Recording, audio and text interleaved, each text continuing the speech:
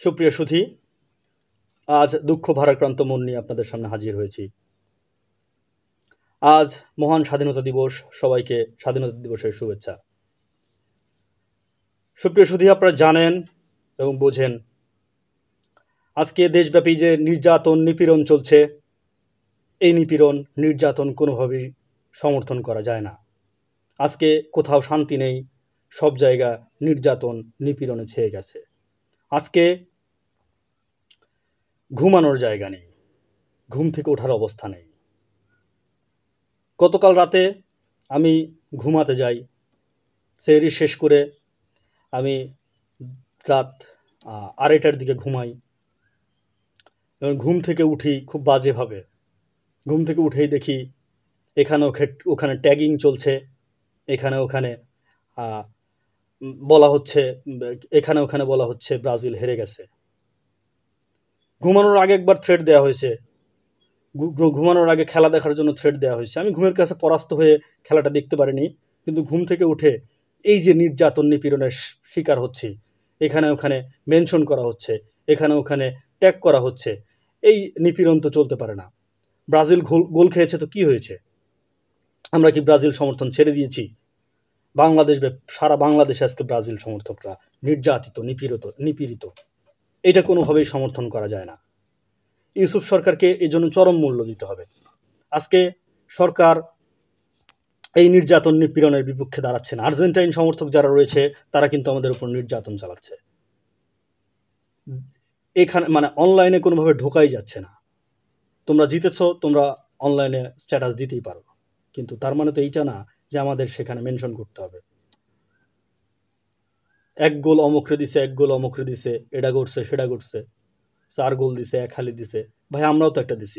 Brazil সমর্থক গোষ্ঠীর যারা রয়েছেন তাদেরকে আমি বলতে চাই যে আপনারা ওই একটি গোল বারবার করে দেখুন। ব্রাজিল এইভাবেই গোল দেয়। আজ দীর্ঘদিন যাবত আসলে আমি ব্রাজিলের খেলা দেখতে পারতেছি না, আর আমি খেলা দেখি না বলে ব্রাজিল হারে।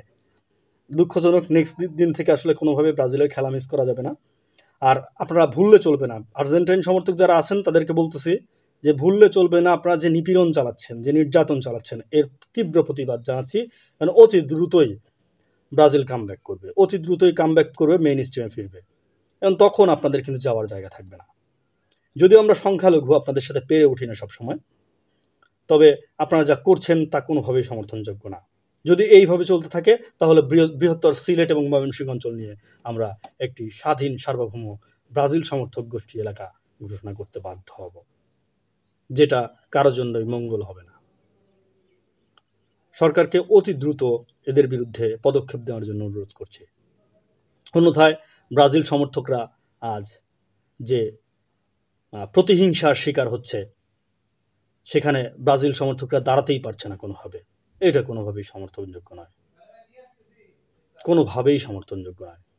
সামনে হেক্সামিশন, আপনারা কেউ হতাশ হবেন না। হেক্সামিশনে কিন্তু ব্রাজিল হেক্সামিশন সাকসেস করবে। ভিনি একাই গোল করবে 5-7টা, সমস্যা নাই, করাবো গোল করবে। মানে কোনোভাবেই আর্জেন্টাইন সমর্থকদের কিন্তু ছেড়ে কথা বলার কোনো সুযোগ নাই। তারা যে নির্যাতন নিপীড়নের শিকার করতেছে, আমাদের আজকে মিডিয়া ট্রায়ালের শিকার ব্রাজিল সমর্থকরা এখানে ওখানে মেনশন করতেছে। What is this? এভাবে চলতে পারে? দেশ চলে এভাবে? চলতে পারে না। ব্রাজিল সমর্থকরা কোথাও কথা বলতে পারতেছে না। আর্জেন্টাইন সমর্থকদের হুঁশিয়ারি দিয়ে বলতেছি, আপনারা ঠিক হয়ে যান। খেলায় জয় পরাজয় হতেই পারে, তার মানে এটা না যে আপনি এখানে ওখানে মেনশন দিবেন, আপনি এখানে ওখানে মেনশন দিয়ে আমাদের উল্টাপাল্টা বলবেন। আপনারা জিতেছেন, ভালো, আপনাদের দেখে নেওয়া হবে ওয়ার্ল্ড কাপে আমরা দেখিয়ে দেব ব্রাজিল কি 5 বারের বিশ্বকাপ জয়ী দল। সামনে হেক্সামিশন সফল হবে। We are looking for hexa. যৌবনের প্রথম প্রেম ব্রাজিল, শিশুকালের আশা আকাঙ্ক্ষার প্রতীক Brazil. We are looking for hexa. আমরা সবসময় ব্রাজিলের সাথে আছি, সবসময়। আমাদের কোনোভাবেই দমিয়ে রাখা সম্ভব নয়।